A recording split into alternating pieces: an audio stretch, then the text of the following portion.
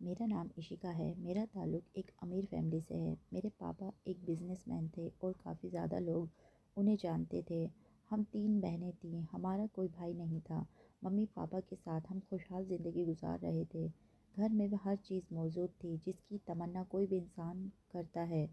मेरी मम्मी पढ़ी लिखी थी लेकिन सादा मिजाज की औरत थी। मेरी दोनों बहनें मुझसे बड़ी थीं और मैं सबसे छोटी होने की वजह से सबकी लाडली भी थी। लेकिन मेरे पापा को बेटे की बड़ी ख्वाहिश थी क्योंकि उनको अपना बिजनेस आगे बढ़ाने के लिए और अपना नाम ज़िंदा रखने के लिए बेटा चाहिए था। जब मैं छोटी थी और मेरी मम्मी एक बार फिर से प्रेग्नेंट हुई तो पापा को ऐसा लगा जैसे उनकी ये ख्वाहिश अब पूरी हो जाएगी। वे मम्मी का बहुत ख्याल रखते थे, हर महीने उनका चेकअप करवाते थे और उनको खाने पीने पर ख़ास ध्यान देते थे। लेकिन जब 3-4 महीने गुजरे तो एक दिन अचानक से मम्मी का पैर फिसल गया और वे गिर गई। उसके साथ ही पापा की ख्वाहिश भी दम तोड़ गई थी। मम्मी को इस बात का बहुत दुख था लेकिन उससे ज़्यादा उनके दिल में डर बैठा हुआ था क्योंकि वे जानती थी कि पापा बेटे के लिए किसी भी हद तक जा सकते हैं। मम्मी ने यही बात अपने दिल से लगा ली और पूरी तरह खामोश हो गईं। यहाँ तक कि मम्मी अपनी बेटियों से भी ज़्यादा बात नहीं करती थी। मैं तो उस समय बहुत छोटी थी लेकिन मेरी दोनों बड़ी बहन मम्मी की खामोशी को बहुत महसूस करती थी। पापा ने भी मम्मी पर ध्यान देना कम कर दिया था, बल्कि वे बिज़नेस में ज़्यादा बिज़ी हो गए थे। शायद वे ऐसा जानबूझकर करते थे। मेरी बहनें इस बात की गवाह थी कि मम्मी हर रोज़ तैयार होकर शाम को पापा का इंतज़ार करती और उनके थोड़े वक्त के लिए तरसती थी। लेकिन पापा देर से घर आते थे और आते ही सो जाते थे। मम्मी की तैयारी अधूरी रह जाती थी। पापा ने तो नज़र भर के उनकी तरफ देखना भी बंद कर दिया था। हमें यकीन नहीं आता था कि ये वही पापा हैं जो पहले मम्मी की तारीफ़ करते रहते थे और उनके इस व्यवहार का मम्मी पर बहुत गहरा असर हुआ था और वे धीरे धीरे अपने आप से भी दूर होने लगी थी। लेकिन पापा पर मम्मी की इस हालत का या किसी बात का कोई असर नहीं हुआ और उन्होंने अपने ऑफिस में काम करने वाली एक जवान लड़की से शादी कर ली। ये तो बाद में हमें पता चला कि पापा का उस लड़की के साथ चक्कर 1.5 साल से चल रहा था, जब से मम्मी गिरकर बीमार हुई थी। वे लड़की बहुत तेज़ तर्रार और चालाक थी। उसने बड़ी होशियारी से पापा को अपने जाल में फंसाया और हमारी ज़िंदगी में चली आई। पापा उसे शादी करके घर ले आए थे क्योंकि उसने शादी करने से पहले पापा से ये शर्त रखी थी कि वे उसको अपनी दूसरी बीवी बनाकर पहली बीवी के साथ ही रखेंगे ताकि उसे भी हर वह चीज़ मिल सके जो पहली बीवी और बच्चों को मिलती है। लेकिन मम्मी ने अपनी ज़बान से एक शब्द भी नहीं कहा था, बल्कि खुद ही अपनी सौतन के लिए अपना कमरा छोड़कर दूसरे कमरे में शिफ्ट हो गई। उस वक्त मेरी उम्र 6 साल की थी। मैं मम्मी के साथ ही सोती थी जबकि दोनों बड़ी बहनों का कमरा अलग था। जिस दिन वे औरत मेरी छोटी माँ बनकर हमारे घर आई थी और मेरी माँ ने अपनी जगह उसके लिए छोड़ दी थी, मुझे उस दिन से ही उससे नफ़रत हो गई थी। मेरी बड़ी बहन उस वक्त 13 साल की थी और पापा की नई बीवी 22 साल की थी। हालांकि वे इतनी खूबसूरत भी नहीं थी लेकिन पापा ने सिर्फ बेटे की ख्वाहिश में उससे शादी की थी। वे बहुत ज़्यादा मॉडर्न लड़की थी और पापा से शादी के बाद उसने अपने आप को सजाने संवारने में कोई कसर नहीं छोड़ी थी। अब तो वे बड़े बड़े पार्लर में जाती और महंगे फैंसी कपड़े पहनती थी। पैसा पानी की तरह बहाने लग गई। उसे हमारे घर आए हुए तकरीबन 1 महीना हो गया था और पापा उसे किसी भी बात के लिए नहीं रोकते थे, बल्कि वे बहुत खुश होते थे। हम तीनों बहनें स्कूल में पढ़ती थीं लेकिन मम्मी ने घर के कामों के अलावा हम तीनों की जिम्मेदारी में भी दिलचस्पी लेना कम कर दिया था और फिर धीरे धीरे नौबत यहाँ तक पहुँच गई कि मम्मी ने अपने आप को कमरे तक सीमित कर लिया था। वे बहुत ही कम बाहर निकलती थी क्योंकि शुरू-शुरू में अगर मम्मी हमारे पापा का कोई काम करती तो पापा की दूसरी बीवी मम्मी को रोक देती थी। ख़ासकर पापा के सामने तो पापा के सारे काम खुद करती थी ताकि उनका ध्यान हासिल कर सके और पापा को लगता था कि आने वाली पर मम्मी ने सारी ज़िम्मे डाल दी है, जबकि ऐसा कुछ नहीं था।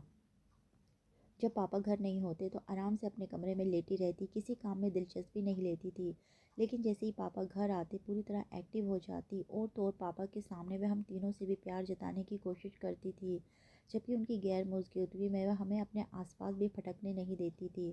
ख़ास तौर पर मुझे सबसे ज़्यादा बेर था। मुझे देखते ही उसे गुस्सा चढ़ जाता और मुझे डांट देती थी, इसलिए वे मुझे और भी ज़्यादा बुरी लगने लग गई थी। दूसरी तरफ हमारी मम्मी थी जिन्होंने कहीं आना जाना बिल्कुल ही छोड़ दिया था। एक ही कपड़ा 4-4 दिन पहने रखती, बाल भी नहीं बनाती थी। मेरी दीदी मम्मी से कहकर उनके कपड़े चेंज करवाती और उनके बाल बनाती। पहले जिस घर में पूरी तरह मम्मी का ऑर्डर चलता था अब वहाँ पर छोटी माँ का हुक्म चलने लगा था। यहाँ तक कि खाना भी वही बनता जो वह बनवाती थी। पापा ने मम्मी समेत हम तीनों बहनों को भी नज़रअंदाज करना शुरू कर दिया था। वे अपनी नई बीवी के साथ बहुत खुश रहते थे और हर दूसरे दिन छोटी मम्मी को डिनर पर ले जाते और हम तीनों बहनें मम्मी के आंसू पोंछते रह जाते थे। और फिर जब छोटी माँ के यहाँ खुशखबरी आई तो उनके नाज नखरे और ज़्यादा बढ़ गए।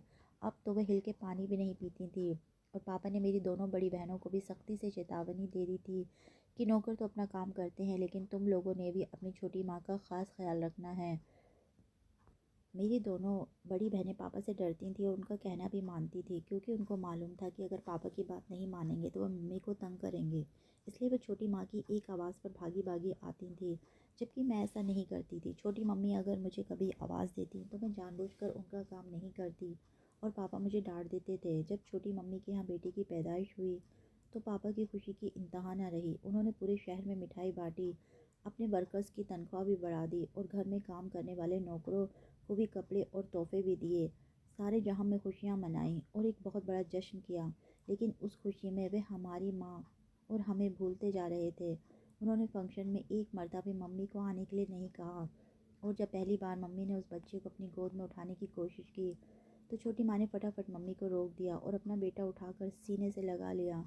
पापा ने उनकी तरफ देखा तो वे कहने लगी कि भाई, किसी का क्या भरोसा कि जलन में आकर मेरे बच्चे को कोई नुकसान पहुंचा दे, इसलिए मैं तो अपना बच्चा किसी को नहीं दूंगी। पापा भी उसकी बात पर खामोश हो गए थे। मम्मी बहुत रोई थी और उस दिन के बाद मम्मी ने कभी भी उस बच्चे को उठाने की कोशिश नहीं की थी।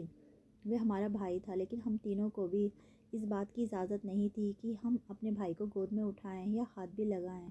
और जब हमारे भाई का पहला बर्थडे हुआ तो पापा ने एक बहुत बड़ा फंक्शन रखा और उसमें भी हमारी मम्मी शामिल नहीं थी। हम तीनों बहनें वहाँ मौजूद थे, लेकिन हमारी कोई अहमियत नहीं थी। अब मेरी दोनों बड़ी बहनें ज़्यादातर मम्मी के साथ ही रहती थी। वे जानबूझकर मुझको भी छोटी माँ या भाई के पास नहीं जाने देती थी, लेकिन उनको भी अपनी माँ की इस हालत का दुख था। लेकिन मुझे इन सारी बातों पर बड़ा गुस्सा आता था। हालांकि मैं बहुत छोटी थी, लेकिन मुझे बर्दाश्त नहीं होता था, क्योंकि छोटी मम्मी ने मेरे पापा को भी हमसे छीन लिया था और मेरी मम्मी की भी ऐसी हालत हो गई थी। इस वजह से मेरे दिल में भाई के लिए भी नफ़रत और गुस्सा पैदा हो गया था। जब भी मेरे पापा मेरे सामने आते, उसे उठाते और उससे प्यार करते, मेरा दिल चाहता कि मैं उसे जान से मार दूं। और मैंने एक दो मर्तबा ऐसा करने की कोशिश भी की।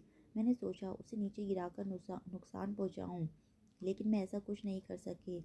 अलबत्ता जैसे जैसे वक्त गुजरता गया और मैं बड़ी होती गई, मेरे दिल में न जाने कितने तूफान बढ़ते चले गए। मम्मी पापा ने मेरी दोनों बड़ी बहनों की शादी कर दी। उस वक्त मैं 17 बरस की थी, कॉलेज में पढ़ती थी, लेकिन मैंने अपनी छोटी माँ की बहस में आकर बहुत ज़्यादा फैशन करना शुरू कर दिया था। पापा से ज़िद करके अपना पर्सनल अकाउंट खुलवाया और एटीएम से पैसे निकलवाती रहती। मम्मी मुझे मना करती थी, समझाती थी और मेरी बहनें भी समझाती थी, लेकिन मैं किसी की बात नहीं सुनती थी। मैं तो पापा से और छोटी मम्मी से इंतकाम लेना चाहती थी, लेकिन मुझे नहीं पता था कि इन सब का नतीजा क्या होगा। मेरा भाई भी स्कूल में पढ़ता था, लेकिन वह बिल्कुल भी अपनी माँ जैसा नहीं था, बल्कि वह अपनी माँ से ज़्यादा मेरी मम्मी से अटैच हो रहा था। उसकी माँ को तो शादियाँ शॉपिंग और पार्टियों से फुर्सत नहीं मिलती थी, इसलिए उसने बेटी की जिम्मेदारी मेरी माँ पर छोड़ दी, क्योंकि इतने सालों में वे ये तो जान चुकी थी कि मेरी मम्मी किसी को भी नुकसान नहीं पहुँचा सकती थी, और ख़ास तौर पर मेरे भाई को, क्योंकि मम्मी भी मेरे भाई से बहुत प्यार करती थी। पापा भी अक्सर बिजनेस में बिजी रहते हैं।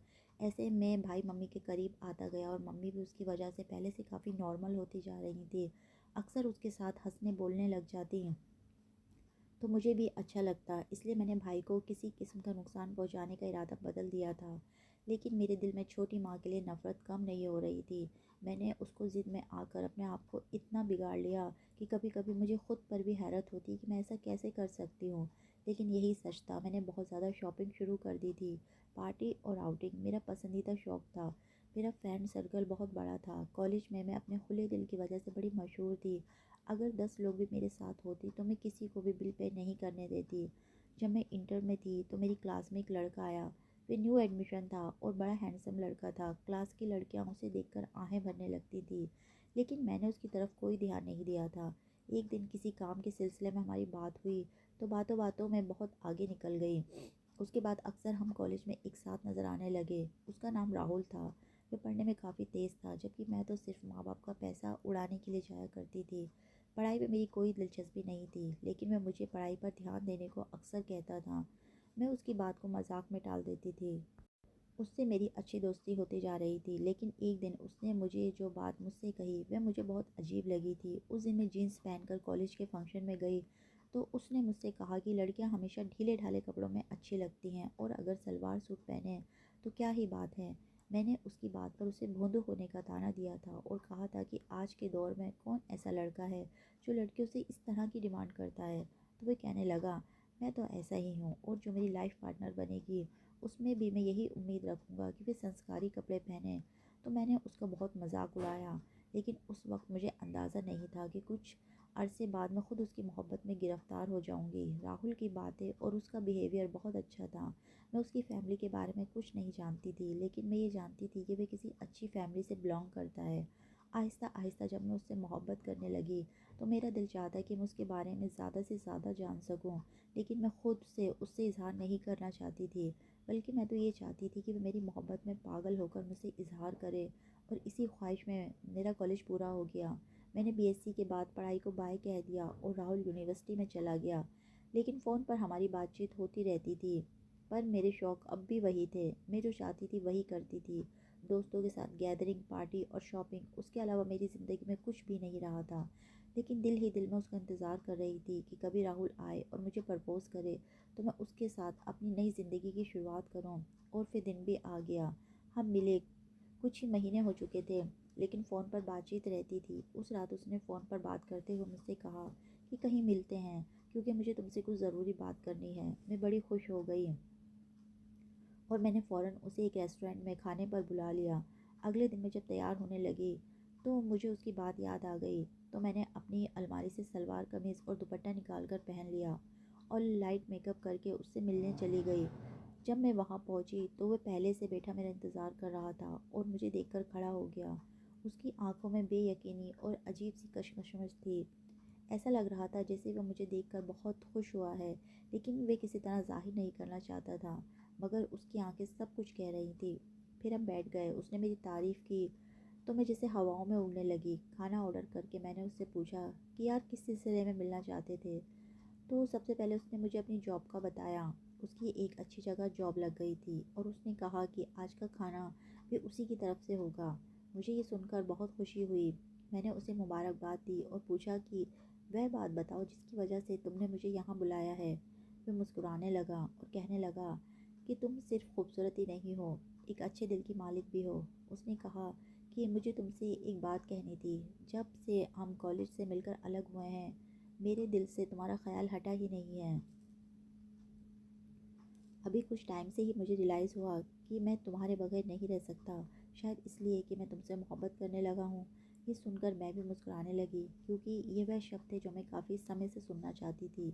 लेकिन आज वह मेरे सामने बैठकर इजहार मोहब्बत कर रहा था।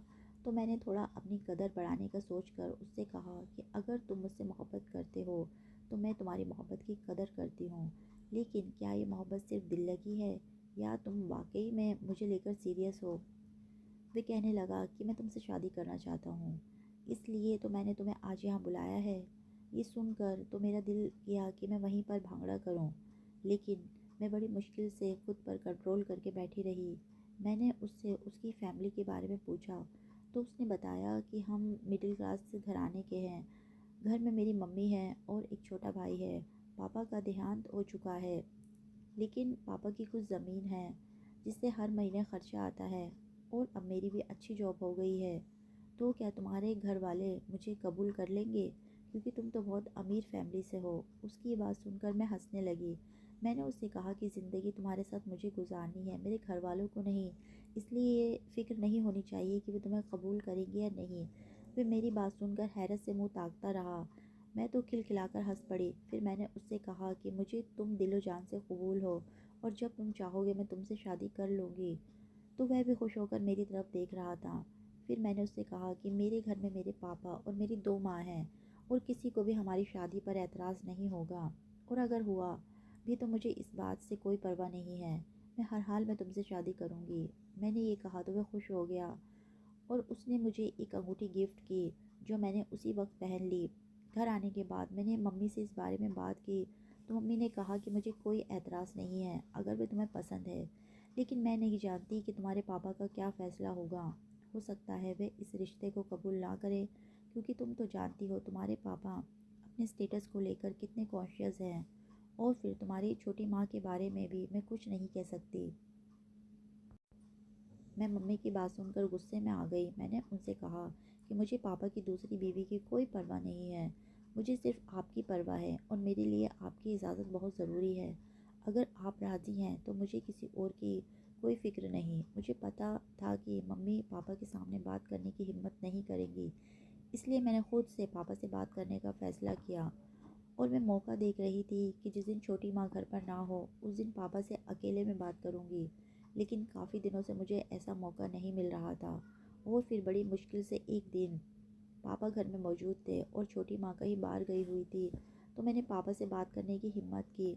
हालांकि मैं इतनी बोल्ड और मॉडर्न बनती थी, मगर उस वक्त मुझे ऐसा लग रहा था जैसे मैं बचपन की तरह डरपोक थी। हिम्मत करके जब मैं पापा के कमरे में गई तो मुझे देखकर मोबाइल रखकर सीधे होकर बैठ गए। मेरा हाल और एक्टिविटीज़ पूछने लगे और कहने लगे कोई काम था। मैंने कहा जी आपसे मुझे कुछ ज़रूरी बात करनी है। फिर उन्होंने बताया कि मैं राहुल से शादी करना चाहती हूँ, क्योंकि वह भी मुझसे शादी करना चाहता है। पहले तो पापा मेरी तरफ देखते रहे, फिर कहने लगे कि बेटा तुम अच्छी तरह जानती हो कि तुम्हारी दोनों बड़ी बहनों की शादी मैंने अपनी मर्ज़ी से की है। हाँ, उनकी रजामंदी ज़रूर पूछी थी, लेकिन इसमें उनकी पसंद शामिल नहीं थी, क्योंकि हम जितने मर्ज़ी मॉडर्न हो जाएं, लेकिन हमारे घर के भी कुछ उसूल हैं। हमारे ख़ानदान में ये सब नहीं चलता। जब पापा ने ये कहा तो मैं समझ गई कि वे मुझसे क्या कहना चाहते हैं। फिर वे पूछने लगे कि राहुल क्या करता है और उसके पापा का क्या बिजनेस है। पापा ने सवाल ही कुछ इस तरह से किया था कि मैं थोड़ी कंफ्यूज हो गई। फिर मैंने उन्हें बताया कि राहुल के पापा नहीं हैं और वह एक मिडिल क्लास फैमिली से ताल्लुक़ रखता है। घर में सिर्फ एक माँ और एक भाई है, और राहुल की एक बहुत अच्छी नौकरी भी हो गई है। पापा ये सुनकर उठ खड़े हुए और कहने लगे कि ये सब बताने से पहले ही मैं तुम्हें बता चुका था कि हम किस तरह के लोगों में अपनी बेटियों की शादी करते हैं। इसके बावजूद तुमने बड़ी हिम्मत करके मेरे सामने ये सब कहा। चलो कोई बात नहीं, क्योंकि तुम मेरी बेटी हो, लेकिन मैं हरगिज़ तुम्हारी ऐसे ख़ानदान में शादी नहीं कर सकता जो किसी भी तरह हमारी बराबरी ना कर सके। तुम खुद सोचो कि बचपन से लेकर अब तक कितने अरमानों से पली हो। जहाँ पर 1000 खर्च करने होते हैं तुम लाख खर्च कर देती हो। तो क्या तुम्हें ऐसे घर में खुश रह सकोगी जहाँ तुम्हारा पति मामूली सी नौकरी करता हो। पापा मुझे कन्विंस करने की कोशिश कर रहे थे।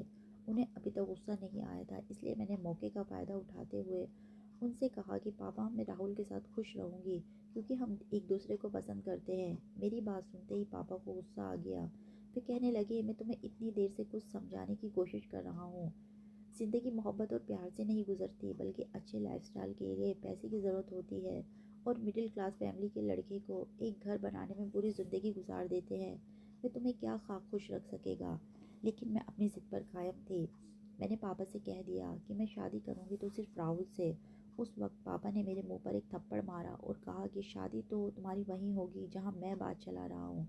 इतने में छोटी माँ कमरे में आ गई और ये सब देखकर हैरान हो रही थी, लेकिन बड़ी जल्दी सारा मामला समझ गई और मुझसे कहने लगी कि तुम्हारे पापा ठीक कह रहे हैं। हमने तुम्हारे लिए एक बहुत अच्छी फैमिली का लड़का देखा है। अगर तुम्हारी शादी हो जाएगी तो तुम्हारे पापा को नई बिजनेस डील भी आराम से मिल जाएगी। मुझे छोटी मम्मी की बात सुनकर इतना गुस्सा आया कि वो मुझे एक बिजनेस डील के जितना अहम समझती हैं। मैं बगैर कुछ कहे वहाँ से चली गई और मम्मी के पास जाकर खूब रोई। लेकिन मैंने मम्मी से कह दिया कि मैं राहुल से ही शादी करूँगी। मेरी माँ तो पहले ही पति और सौतन के हाथों बेबस हो चुकी थी। उन्हें मेरे सामने क्या कहना था। मेरी बातें सुनकर खामोश हो गई। मैं सोच रही थी कि कुछ दिनों में पापा का गुस्सा ठंडा हो जाएगा तो उनसे दोबारा इस सिलसिले में बात करूंगी, लेकिन पापा ने मुझे बात करने के काबिल ही नहीं छोड़ा। एक हफ्ते के अंदर ही मेरी शादी का ऐलान कर दिया और मुझे तारीख तय करके बता दिया। मुझे इतनी भी मोहलत नहीं मिली कि मैं राहुल से मिल पाती। मैंने उसे फ़ोन पर ये बात बताई तो उसने मुझसे यही कहा कि जहाँ तुम्हारे माँ बाप चाहते हैं तुम शादी कर लो, क्योंकि यही तुम्हारे हक में बेहतर होगा। राहुल की बात सुनकर मेरा दिल टूट गया था, इसलिए मुझे अंदाज़ा हो रहा था कि मैं जो बचपन से अब तक छोटी मम्मी से मुकाबला करती आ रही थी, दरअसल अंदर से तो मैं अपनी माँ जैसी ही डरपोक और कम हिम्मत वाली लड़की हूँ। मैंने पापा के सामने हथियार डाल दिए और पापा ने मेरी शादी अपने स्वर्गवासी दोस्त के बेटे दीपक से कर दी। दीपक की फैमिली में कोई भी नहीं था सिवाय उसके छोटे भाई के उनके माँ बाप का देहांत हो चुका था और वे दोनों भाई घर में अकेले रहते थे। दीपक का अपना बिजनेस था जिसे दोनों भाई चला रहे थे।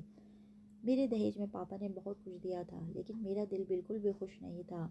लेकिन पापा ने मेरी शादी में किसी किस्म की कोई कसर नहीं रखी थी। जब मैं दुल्हन बनी दीपक के कमरे में बैठी थी तो दीपक काफ़ी देर बाद कमरे में आया। एक तो मुझे वैसे ही उसका इंतज़ार करना अच्छा नहीं लग रहा था, ऊपर से उसने कमरे में आते ही चीज़ें इधर उधर उठाकर फेंकनी शुरू कर दी। मैं उसकी इस हरकत से हैरान हो रही थी। भला अपनी शादी की रात भी कोई ऐसा कैसे कर सकता है। लेकिन वह मुझे किसी बात पर गुस्से में लग रहा था। उसने शेरवानी भी उतार कर बेड पर फेंक दी और खामोश होकर सोफे पर बैठ गया। मैंने डरते डरते पूछा कि सब खैरियत तो है, क्या हुआ है, आप गुस्से में लग रहे हैं। तो वह गुस्से में मेरे पास आकर खड़ा हो गया और कहने लगा कि उठो, मेरे सामने खड़ी हो जाओ। फिर उसने हाथ बढ़ाया तो मैंने उसका हाथ थाम लिया। मैं सोच रही थी कि सरप्राइज़ देने का ये कौन सा तरीका है। यही सोचते हुए मैं उठकर उसके सामने खड़ी हुई, लेकिन उसने एक झन्नाटेदार थप्पड़ मेरे मुंह पर मार दिया। मेरे तो होश उड़ गए। मुझे यकीन नहीं आ रहा था कि एक रात की दुल्हन के साथ कोई इस तरह कैसे कर सकता है, और वह भी उसका दूल्हा ऐसा करेगा। मैंने तो सोचा भी नहीं था। मैं बेयकीनी से गाल पर हाथ रखकर उसे देख रही थी। इतना बन सवर के सामने बैठने की क्या ज़रूरत थी। कितने लोग आकर तुम्हें देख रहे थे, न जाने किसकी नज़रें कैसी थी, तुम्हें क्या पता। और तो और मेरे भाई ने भी तुम्हारी तारीफ़ की कि भाभी तो बहुत खूबसूरत है। मैं शर्म से डूब गया। कोई मेरी बीवी के बारे में ऐसी बातें करे और गंदी नज़रों से उसे सब देखें। दीपक पता नहीं क्या बोल रहा था। मैं उसकी बातें सुन सुनकर परेशान हो रही थी। मैंने तो सोचा भी नहीं था जिससे मेरी शादी होगी वह इस कदर शक्की मिजाज होगा, जो अपने भाई की तारीफ़ करने पर भी इस कदर गुस्से में था। और इन सब में मेरा क्या कसूर था। हर दुल्हन स्टेज पर तैयार होकर ही बैठती है और सब दुल्हन को देखते हैं। इससे ये तो साबित नहीं हो जाता कि दुल्हन बदचलन है या लोगों की गंदी नज़रें थी। पता नहीं ये बंदा किस किस्म की गंदी सोच का मालिक था और ये सब मेरे साथ क्या हो रहा था। मैं नहीं जानती थी वह रात मेरे लिए किसी श्राप से कम नहीं थी, जो मेरी ज़िंदगी की ऐसी शुरुआत हुई जिसने मुझे नर्क में पहुंचा दिया। उस दिन के बाद दीपक ने मेरा जीना हराम कर दिया। वह मुझसे ज़बरदस्ती पर्दा करवाने लगा था। कहीं भी मुझे लेकर जाता पर्दे में लेकर जाता। यहाँ तक कि मैं उसके भाई के सामने भी पर्दा करती थी।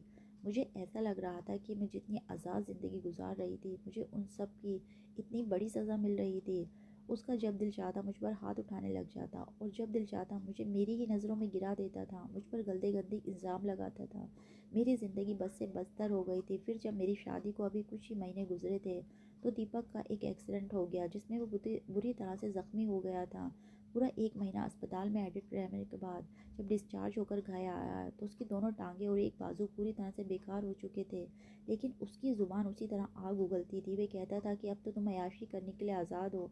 मैं तो बिस्तर पर एक कमरे में पड़ा रहता हूँ, तुम ना जाने बाहर किसके साथ गुलछर्रे उड़ाती हो, फ़ोन पर बातें करती होंगी। अब तो मेरे भाई के साथ ही रिश्ता बना लिया होगा। दीपक की बातें सुनकर मैं पहली बार उस पर चीखी थी। मैंने उससे कहा कि इससे अच्छा है आप अपने हाथों से मेरा गला दबा दें, लेकिन मुझ पर इतने गंदे इल्ज़ाम लगाने की ज़रूरत नहीं है। और अगर आज के बाद ऐसी कोई बात की तो मैं आपको इसी हाल में छोड़कर यहाँ से चली जाऊँगी। मेरी बात सुनकर पहले तो दीपक खामोश हो गया, लेकिन फिर कहने लगा कि तुम अच्छी तरह जानती हो कि मैं मजबूर हूँ और तुम्हारा गला भी नहीं दबा सकता, वरना तुम जैसी औरत के साथ इससे भी ज़्यादा बुरा बर्ताव करना चाहिए था। मैं तो उसका मुंह देखती रह गई। ये आदमी पता नहीं किस मिट्टी का बना था, पूरी तरह मजबूर हो चुका था, ज़िंदगी से दूर होता जा रहा था, लेकिन उसके दिल और दिमाग में भरा हुआ जहर किसी भी तरह कम नहीं हो रहा था। फिर आहिस्ता आहिस्ता मैंने उसे उसके हाल पर छोड़ दिया, लेकिन वह पूरी तरह मायूस होता जा रहा था। दीपक 1 महीना इसी तरह बिस्तर पर पड़ा रहा, लेकिन अब बहुत बीमार हो चुका था और उसे लगता था कि वह किसी भी वक्त ज़िंदगी से मुंह मोड़ बैठेगा। एक दिन उसने मुझे अपने पास बुलाया और बैठने को कहा। जब मैं बैठ गई तो मुझसे कहने लगा कि मैं मरने वाला हूँ और मेरे मरने के बाद तो तुम बिल्कुल आज़ाद हो जाओगी। फिर तो ना जाने तुम किस किस से रिश्ता बना लोगी। इसलिए मैं मरने से पहले ये चाहता हूँ कि तुम मुझे एक बार अपने हाथों से खाना खिला दो। मुझे उसकी बातों पर तो बहुत गुस्सा आया, लेकिन फिर मैं खामोश हो गई। मैंने सोचा कि पता नहीं उसके अंदर क्या चल रहा है जिसकी वजह से वह ऐसी बातें कर रहा है। मैं खामोशी से उठी और जाकर उसके लिए खाना लेकर आई जो उसके लिए बना था, और फिर उसे खाना खिलाने लगी। जब वह खाना खा चुका तो मुझसे कहने लगा कि अगर मैं मर गया तो मेरे बिस्तर के नीचे तुम्हारे लिए कुछ रखा है, वह उठाकर ज़रूर देख लेना। और फिर वह लेट कर सो गया। मैं अजीब सी कशमकश में थी। मुझे समझ में नहीं आ रहा था कि मुझसे क्या छुपा रहा है, क्या मुझसे कुछ कहना चाहता है, लेकिन मेरे जहन में ये बिल्कुल भी नहीं था कि वह वाकई में मर जाएगा। अगली सुबह जब काफ़ी देर तक वे जागा नहीं तो मैं उसे उठाने की कोशिश की, लेकिन वह हमेशा के लिए सो चुका था। मुझे उसके मरने पर बिल्कुल भी रोना नहीं आया था, लेकिन मुझे खुशी भी नहीं हो रही थी। मुझे तो समझ में नहीं आ रहा था कि मुझे क्या करना चाहिए। लेकिन जब उसका अंतिम संस्कार कर दिया गया तो मुझे बड़ा अजीब-सा महसूस हुआ कि मेरी ज़िंदगी में एक ऐसा शख्स आया जो सिर्फ़ 8-9 महीने मेरे साथ रहा, लेकिन उसने एक पल भी मेरा एतबार नहीं किया और मुझ पर गंदगी उछालता रहा। अब मेरा इस घर में रहने का कोई मतलब बचा ही नहीं था। इसलिए मैंने अपना सामान की पैकिंग कर रही थी। मुझे उसकी बातें याद आईं तो मैंने उसके बिस्तर से नीचे रखा हुआ एक कागज़ निकाला जिस पर उसने मुझसे माफ़ी मांगी हुई थी। वह उसने कब लिखा और कब वहाँ रखा मैं नहीं जानती, लेकिन मैंने उसे दिल से माफ़ कर दिया। थोड़ी देर बाद मुझे लेने भाई आ गया और मैं उसके साथ अपने पापा के घर चली गई। मैं वहाँ पहुँची तो मम्मी एक बार फिर मुझे गले लगाकर रोने लग गईं और पापा शर्मिंदगी से मेरे साथ नज़र नहीं मिला रहे थे। मैंने पापा को भी दिल से माफ़ कर दिया। इसमें उनकी भी कोई गलती नहीं थी। मेरे साथ जो कुछ भी हुआ था उसका असर मुझ पर यह हुआ कि मैं बिल्कुल बदल गई थी। अब मैं हर वक्त दुपट्टा ओढ़कर रखती, मेरा दिल दुनिया की किसी चीज़ में नहीं लगता था। ऐसे ही कुछ महीने गुजर गए तो एक दिन पापा मेरे कमरे में आए और मुझसे कहने लगे कि अगर मैं तुमसे कुछ मांगूँ तो मुझे दोगी। मैंने पापा की तरफ देखा तो वो कहने लगे कि बाहर राहुल और उसका भाई बैठे हैं, वो तुमसे शादी करना चाहता है और मैं हाथ जोड़कर तुमसे कह रहा हूँ कि इस रिश्ते के लिए हाँ कर दो। मैंने खामोशी से पापा के जुड़े हुए हाथों को थाम लिया। आज राहुल से मेरी शादी को 6 महीने गुजर चुके थे। वह बहुत अच्छा है और मेरी बहुत इज्जत करता है और अपने भाई के होते हुए भी कभी भी उसने मुझ पर कोई शक नहीं किया। मैं जब भी राहुल को देखती हूँ तो ये सोचती हूँ कि पांचों उंगलियां एक बराबर नहीं होती। दीपक जैसे लोग बहुत कम होते हैं, लेकिन राहुल जैसे अच्छे लोगों की वजह से दुनिया कायम है। दोस्तों, उम्मीद करती हूँ आपको हमारी कहानी पसंद आई होगी। कहानी पसंद आई है तो वीडियो को लाइक करें और चैनल को पर नए हैं तो चैनल को सब्सक्राइब करें और हाँ, नोटिफिकेशन को ज़रूर दबाएं ताकि अगली अपडेट आपको सबसे पहले मिल सके।